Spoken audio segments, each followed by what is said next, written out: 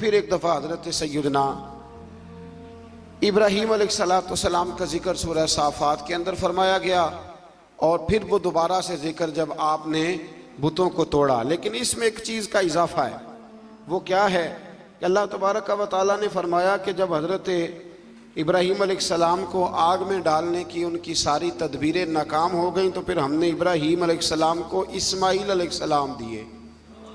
आपको पता है फिर जब बेटा दे दिया, अल्लाह का अपना अंदाज है ना नवाजने का। अच्छा, हमारा मसला और तरह का है, हम कहते हैं कि नवाजता है तो फिर रोज नवाजे, नवाजता है तो फिर अल्लाह आपको कहता है रोजाना ज़कात दो, अगर कह देता तो ओ भाई साल वाले बड़ी मुश्किल से हिसाब करते हैं, और हर रोज तो रब हर रोज चीज़ों का हुक्म नहीं देता। तो अल्लाह तबारक व तआला तदरीजन चीज़ों का हुक्म देता है, तदरीजन। लेकिन जब वो देता है तो फिर कहते हैं इसमें मद्दो जज़र आएगा, कभी दुख, कभी सुख, कभी सेहत, कभी बीमारी, कभी ऊपर कभी नीचे। तो हम ना सिर्फ मीठे मीठे के कायल हैं, मीठे मीठे, कड़वे का भी कायल होना चाहिए, इसलिए कि महबूब की तरफ से जो भी अता हो जाए वो उसका करम ही है। अल्लाह ने पहले हज़रत इस्माईल दिए, और जब बेटे से पूरा दिल लग गया तो फरमाया अब इसे छोड़ के आओ वादी गैर ज़ी ज़रईन में, जहाँ आज बैतुल्लाह शरीफ है ना, वहाँ कुछ भी नहीं होता था। हज़रत जनाब इस्माईल को और उनकी वालदा को छोड़ आए 2 किलो खजूरें और एक मिश्कीदा पानी का, और क्या अल्लाह मैं इन्हें तेरे हवाले करके जाता हूँ। फिर पाबंदी लग गई तो कई साल गए नहीं। मुफस्सिरीन ने इख्तलाफ रिवायात 9 साल या 13 साल के हज़रत इस्माईल हुए तो गए, और जब गए तो जाते ही कहने लगे वो यहाँ जिक्र है, फरमाया कि बेटा मैंने ख्वाब देखी है, मैं तुम्हें ज़िबा कर रहा हूँ। फलम्मा बालगा मा उसाया, जब बेटा साथ चलने के काबिल हो गया ना, तो कहने लगे बेटे मैंने ख्वाब देखी है, अन्नी अज़बाहु का, मैं तुम्हें ज़िबा कर रहा हूँ। फंजुर माज़ा तरा, तो अपना इरादा बता। मैंने सूरज यूसुफ में भी अर्ज किया था कि सारी ज़िंदगी लोग माँ बेटे की मोहब्बत का जिक्र करते आए, पर कुरान मजीद ने ना 2 जगह बाप बेटे की मोहब्बत भी बड़ी खोल के बयान की है।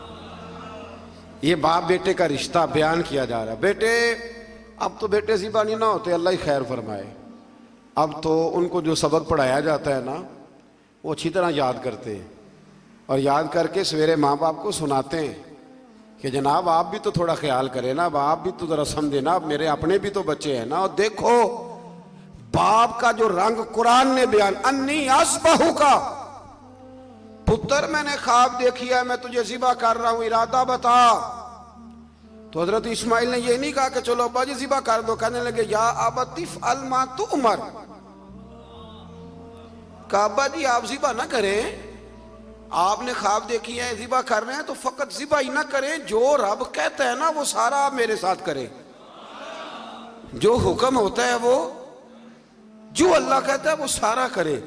इसकी तफसीर में मुफस्सिरीन ने लिखा है कि गोया हज़रत इस्माईल कह रहे थे कि अब्बा जी अगर अल्लाह कहता है ना ज़िबा करो तो आप ज़िबा करें, और अगर वो कहता है ना उसके बाद मेरे टुकड़े टुकड़े करें तो आप टुकड़े टुकड़े करें, और अगर वो कहता है ना फिर इसे जला दें, तो आप जो रब कहता है ना आप वो सारा मेरे साथ सताजुदूनी इंशाअल्लाहु मिनस साबिरीन, मुझे आप इंशाअल्लाह सब्र करने वालों में से ही पाएंगे।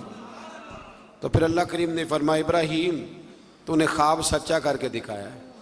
हज़रत इब्राहीम ने तो पट्टी बांध ली थी आंखों पे, बेटे के हाथ बांध लिए थे, उन्होंने तो छुरी चला दी थी। अब जिसने अमर करना था उसी ने ना किया। वफ़दैनाहु बिज़िब्हिन अज़ीम, और एक ज़िब्ह अज़ीम का फिदिया अल्लाह ने दे दिया।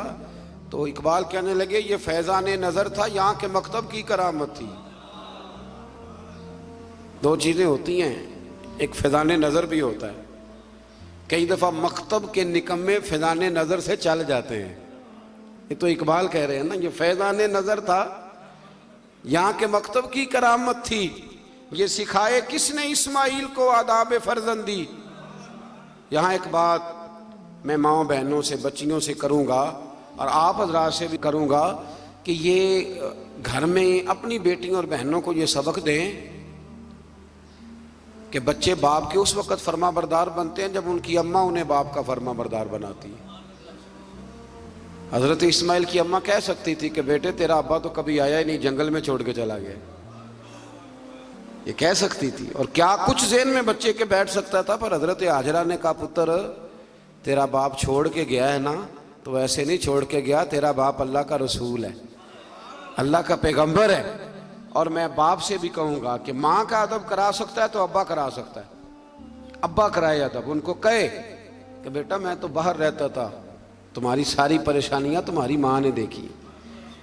यहाँ ये होता है कि माँ बाप अपने हक में दलाल देते देते वो दोनों ही छुट्टी कर जाते हैं, कहते हैं चलो ठीक है आप दोनों राजी रहें, अपने अपने हक में दलाल न दें। ये वैसे भी कमज़ोर लोगों का तरीका है। अल्लाह हमें समझने की तौफीक अता फरमाए। फिर अल्लाह तबारक व तआला ने इसके बाद फिर से एक दफ़ा अपने अम्बिया का हज़रत इसहाक, मूसा, हारून, इलियास, लूत और यूनुस अलैहिस्सलाम जिक्र फरमाया इसी आयत में। आगे फिर सूरत साद शुरू होती है। इस सूरह मुबारका की इब्तदा में कुरान करीम की कसम खा के फरमाया कि काफिर तकब्बुर और मुखालफत में पड़े हुए हैं। इसके बाद फरमाया सरकार दो आलम सल्लल्लाहु अलैहि वसल्लम की रिसालत और नबी करीम अलैहिस्सलाम के इंतखाब पर और बेशुमार माबूदों की बजाय इलाहे वाहिदा की इबादत पर कुफ़ार का बड़ा ताज्जुब है। ये सारा कुछ कैसे हो गया, सारे बुत छोड़ने पड़ेंगे और नबी पाक को मानना पड़ेगा। तो गोया रब फरमाता जितना मर्जी ताज्जुब करो, मानना तो तुम्हें पड़ेगा, इसलिए कि ये मेरे हबीब हैं, ये तुम्हें मानना तो पड़ेगा। फिर आयत नंबर 10 से उन मुशरिकीन को जिन्हें अपनी ताकत पर नाज था और खुदाई का दावा करते थे, फरमाया कि अगर आसमानों और ज़मीन और इनके दरमियान हर चीज़ की बादशाहत इनकी है तो फिर इन्हें चाहिए कि आसमान की तरफ चढ़ जाएं, और जाहिर है कि ऐसा उनके लिए मुमकिन नहीं है। तो फिर अपने इज्ज़ का इतराफ़ कर लें कि हम ये कर सकते नहीं। फिर इसी सूरत के अंदर अल्लाह ताला ने फिर से एक दफ़ा कौम नूह का जिक्र किया, कौम आद का, फ़िरौन का, समूद का और कौम लूत का अल्लाह करीम ने यहाँ जिक्र फरमाया। फिर आगे चल के ना अल्लाह करीम ने इरशाद फरमाया कि हज़रत सुलेमान अलैहिस्सलाम जो थे वो अल्लाह के बहुत ही अच्छे बंदे थे और अल्लाह की तरफ रुजू करने वाले थे। अच्छा, ये जो अल्लाह कुरान में तारीफ़ करता है किसी की, हालांकि बंदे अल्लाह की तारीफ़ करने के पाबंद हैं कि वो हर वक्त अपने रब की, तो ये जो अल्लाह तारीफ़ करता है ना अपने बंदों की, ये उसका कमाले करम है। तो अल्लाह बंदों की तारीफ़ करके, नबियों की तारीफ़ करके, वलियों की तारीफ़ करके हमें बताता है कि तुम बिना बंदों पे तनकीद ना किया करो, मेरे बंदों की तारीफ़ें किया करो, तारीफ़ें किया करो। अल्लाह के नेक बंदों की, पैगंबरों की, वलियों की, दरवेशों की तारीफ़ करनी चाहिए। नेक लोगों की बात अल्लाह ताला तौफीक अता फरमाए।